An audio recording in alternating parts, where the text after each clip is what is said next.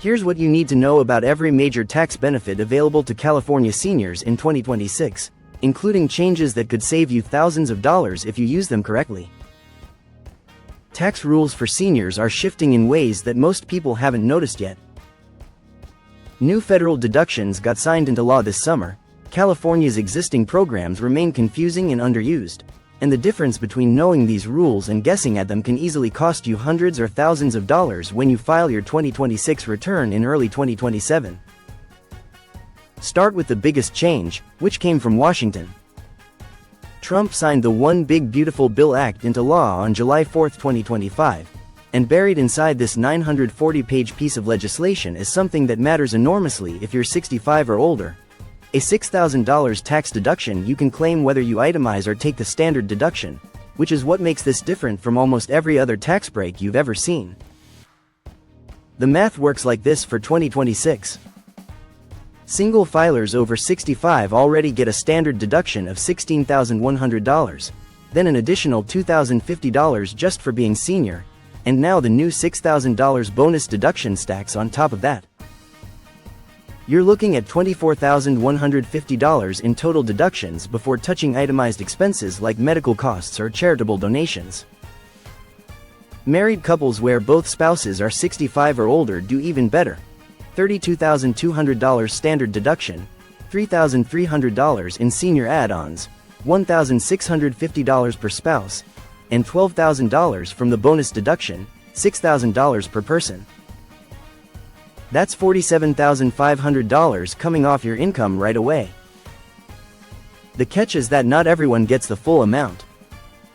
The deduction phases out based on modified adjusted gross income, and this is where people make expensive mistakes. Single filers with income under $75,000 get the full $6,000, but above that threshold the deduction starts disappearing at a rate of 6%. By the time your income hits $175,000, it's completely gone.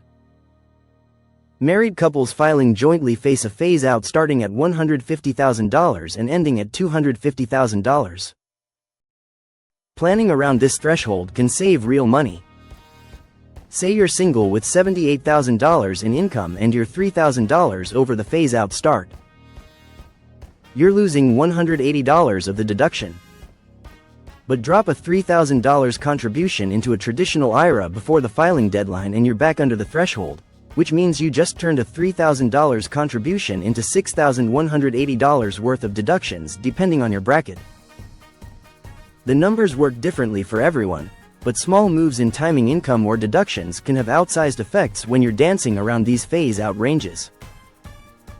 What almost nobody is talking about yet: this deduction expires after 2028. You get it for tax years 2025, 2026, 2027, and 2028, then it vanishes unless Congress extends it, which might happen or might not. That means if you control when you realize income, these next 3 years are golden. Roth conversions, property sales with capital gains, stock options, deferred compensation, anything where you have flexibility in timing becomes much more valuable while this extra $6,000 cushion exists. California has its own set of benefits that operate independently from federal tax law. The state doesn't tax Social Security benefits, which is huge when you consider that the feds can tax up to 85% of your Social Security depending on total income. California doesn't touch it, and the same exemption applies to Tier 1 railroad retirement benefits. If that's your primary income source, you're already ahead of seniors in states that tax these benefits. But California takes back ground in other ways. Every withdrawal from your 401k, traditional IRA, 403b, or any pension gets taxed as ordinary income at California's rates, which run from 1% on the low end to 13.3% on income over roughly $700,000 for single filers.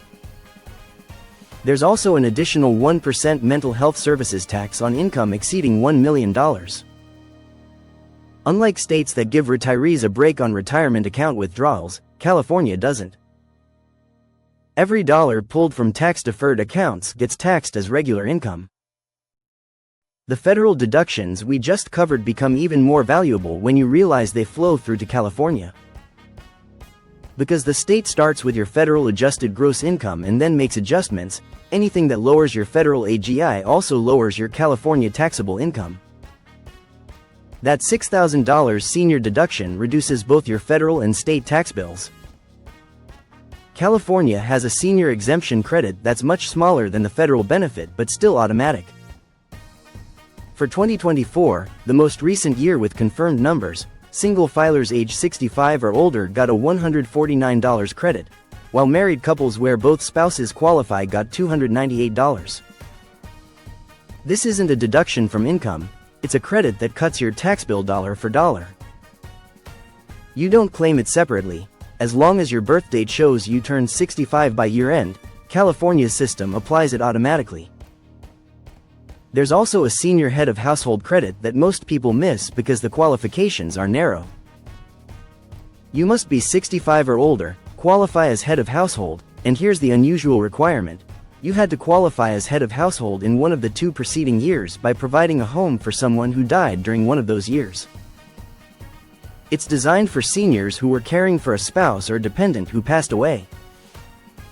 If you meet all the criteria, the credit equals 2% of your California taxable income, capped at $1,806. That's meaningful money, but most people don't know it exists because the circumstances are specific. Property taxes matter more than income taxes for many California seniors, because property values are high and annual bills can easily run into thousands or tens of thousands of dollars. California's system is built around Proposition 13, passed in 1978, which limits the property tax rate to 1% of assessed value and caps annual assessment increases at 2%. When you buy a home, it gets assessed at purchase price, then the assessed value can creep up by 2% yearly but doesn't jump to market value unless ownership changes or new construction occurs. Seniors who've owned homes for decades pay far less in property tax than someone buying the same house today. But this creates a trap. Selling your current house and buying a new one triggers reassessment at current market value, and for many retirees that's financially devastating. Proposition 19 was designed to solve this problem. It passed in November 2020 and took effect April 1, 2021. Under Prop 19, anyone 55 or older can sell their primary residence and transfer the current property tax base to a replacement home anywhere in California, and you can do this up to 3 times in your lifetime. The replacement property must be purchased or newly constructed within 2 years of selling the original home. Here's the math in practice. You bought a house in 1995 for $200,000, and thanks to Prop 13 your assessed value is now around $350,000 even though market value hit $1.2 million. You're paying property tax on $350,000.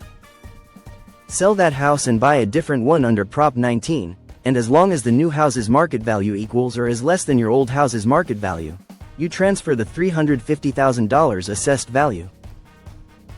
You keep paying tax on $350,000 instead of the new purchase price. Buying a more expensive replacement doesn't kill the benefit entirely. You transfer your old assessed value, then add the difference between the old home's market value and the new home's market value. Sell the $1.2 million house and buy a $1.5 million house. You transfer the $350,000 base plus $300,000 for the difference, giving you a new assessed value of $650,000. That's still dramatically better than reassessment at the full $1.5 million. Before Prop 19, this benefit only applied within the same county or between counties if the destination county passed an ordinance allowing it, and only 10 counties in California had done that. Now it's statewide, which changes the calculus for seniors who wanted to move from Los Angeles to San Diego, from the Bay Area to Sacramento, from anywhere to anywhere, but couldn't afford the property tax hit. There's also a basic homeowner's exemption that reduces your assessed value by $7,000, saving you $70 per year at a 1% tax rate. Not huge money, but it's automatic savings if you file the one-page application with your county assessor's office. Many counties auto-renew once you've applied, but you have to apply the first time, and surprisingly many people never do. Seniors truly struggling with property taxes can use the property tax postponement program run by the State Controller's Office. This is essentially a state loan where California pays your property taxes and the amount becomes a lien on your property.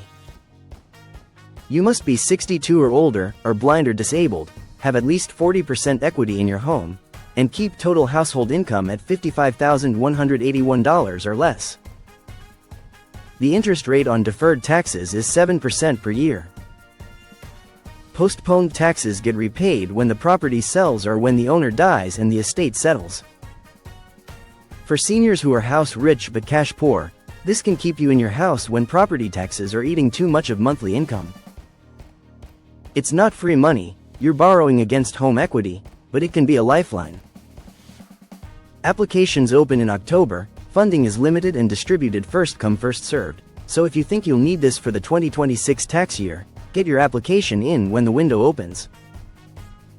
California's tax code doesn't always mirror federal changes. The state has a conformity date where California law matches federal law. For some provisions California conforms automatically, for others the state legislature must pass a bill to adopt federal changes. Right now California generally conforms to the federal tax code as of a specific date, then lawmakers decide annually whether to conform to newer federal changes. This creates confusion with something like the $6,000 federal senior deduction. That's a federal benefit reducing your federal AGI, and California starts with federal AGI, so it flows through. But California might pass legislation modifying how that works, or might not. As of late 2025, we don't have final guidance on exactly how California will treat every aspect of the One Big Beautiful Bill Act for the 2026 tax year. The Franchise Tax Board usually publishes updated guidance in late December or early January. Tax planning for 2026 needs flexibility built in. The big pieces are clear. The federal $6,000 deduction exists, federal standard deduction amounts are set, California's property tax programs are established. But some finer details around how the state handles specific federal provisions might not be finalized until you're already a couple weeks into the new year. Social Security earnings limits create huge issues for seniors still working part-time or wanting to stay in the workforce. For 2026, if you're collecting Social Security but haven't reached full retirement age, there's an earnings limit of $24,480. Earn more than that in wages and Social Security starts withholding benefits at a rate of $1 withheld for every $2 earned over the limit. Reach full retirement age during 2026 and a different, higher limit applies to months before your birthday. Then once you hit full retirement age, the limit disappears entirely. People misunderstand that withheld money isn't lost forever. Once you reach full retirement age, Social Security recalculates your benefit to credit you for months when payments were reduced. If you're 64, earning $35,000, and Social Security is withholding some benefits, you'll eventually get that value back as a slightly higher monthly payment once you turn 67. But short term, it feels like a penalty and discourages some people from working. There's also the question of how much income faces Social Security tax if you're still working. For 2026, the wage base limit is $184,500, meaning if you earn more than that, you stop paying Social Security tax on the excess. The rate is 7.65% for employees, 6.2% for Social Security, and 1.45% for Medicare. Self-employed workers pay both employee and employer portions, making it 15.3% up to the wage base limit. There's no cap on the Medicare portion, and high earners pay an additional 0.9% Medicare tax on income over $200,000 for individuals or $250,000 for couples. California seniors thinking about continuing work face complicated math fast: federal income tax, California state income tax, Social Security and Medicare taxes on wages, and potentially reduced Social Security benefits if you're under full retirement age and earning more than the limit. Depending on your situation, the marginal tax rate on that extra dollar of income can be shockingly high. Example: you're 64, collecting early Social Security, thinking about a part-time job paying $30,000. You're already at the $24,480 earnings limit, so the extra $5,520 triggers a $2,760 reduction in Social Security benefits, 50% gone immediately. Then federal income tax, let's say 12% bracket, that's another $662. California taxes it as ordinary income, maybe 2 or 3% depending on total income, another $150. You're paying Social Security and Medicare tax on the wages, 7.65% or $422. You just turned $5,520 in gross pay into maybe $1,500 in actual money you keep. That's an effective marginal rate over 70%.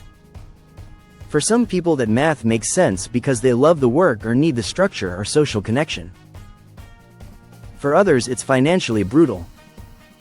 Understanding the difference between Roth and traditional retirement accounts matters in the context of California taxes.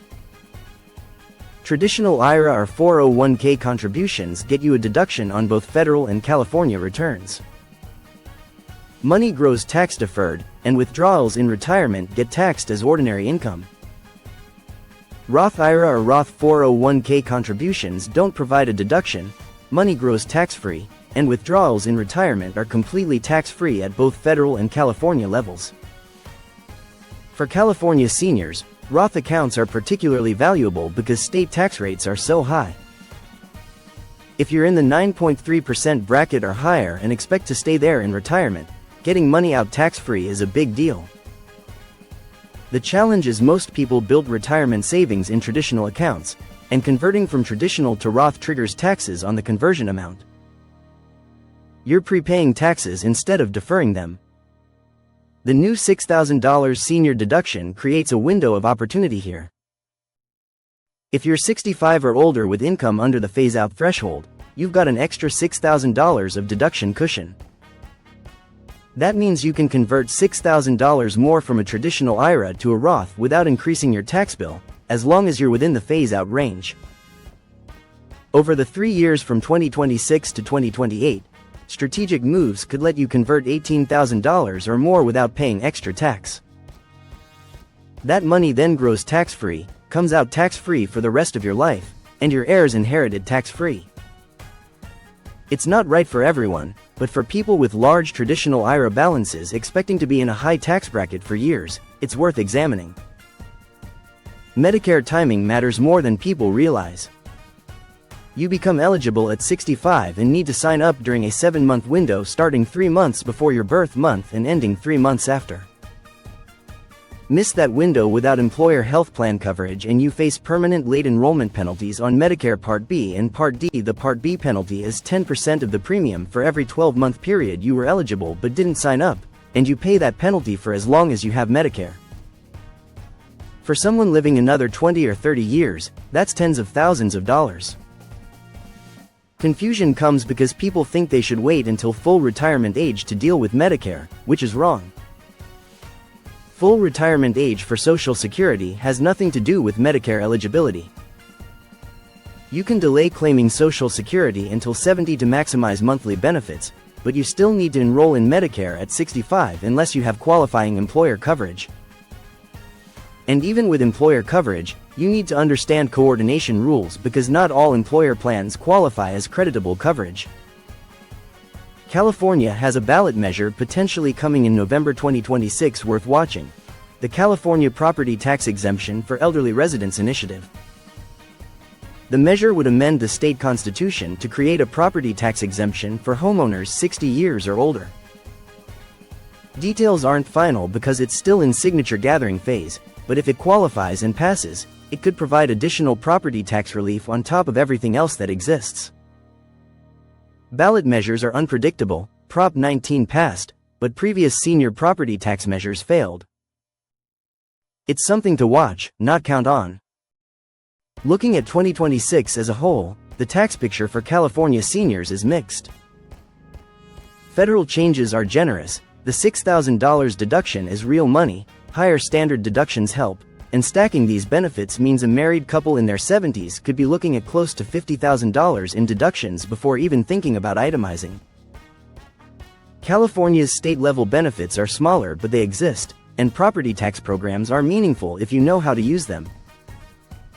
The traps are around income phase-outs, not understanding how different income types get taxed, missing Medicare enrollment deadlines, and assuming programs exist when they don't or benefits apply when they've been phased out based on income. The landscape is complicated enough that for most people, sitting down with a tax professional at least once to map strategy is worth it. Not every year necessarily, but when major changes like these are happening, getting a second set of eyes on the numbers can save more than the consultation costs. Many of these benefits require action on your part. Federal deductions happen automatically when you file, but applying for the property tax postponement program requires paperwork and deadlines. Claiming the homeowner's exemption requires filing with your county. Transferring property tax base under Prop 19 requires submitting an application within 3 years of purchasing the replacement property. These aren't things that just happen. You have to know they exist, know you qualify, and follow through. For 2026 specifically, here are your action items. Understand how the $6,000 federal senior deduction works and whether you qualify. Make sure you're claiming the California Senior Exemption credit, which should be automatic. Evaluate whether Roth conversion makes sense given extra deduction space. Review your property tax situation, especially if you're thinking about moving, and if you're still working, run the numbers on how earnings affect Social Security benefits and your total tax bill. These are the benefits available to California seniors in 2026. Some are new, some have been around for decades, some are generous, some are modest. What they share is that they don't help if you don't know about them or don't use them correctly. The tax code rewards the informed and penalizes people who assume things work a certain way without checking. In a state as expensive as California with tax rates this high, every deduction and credit and program you can access matters. This is the year to get it right.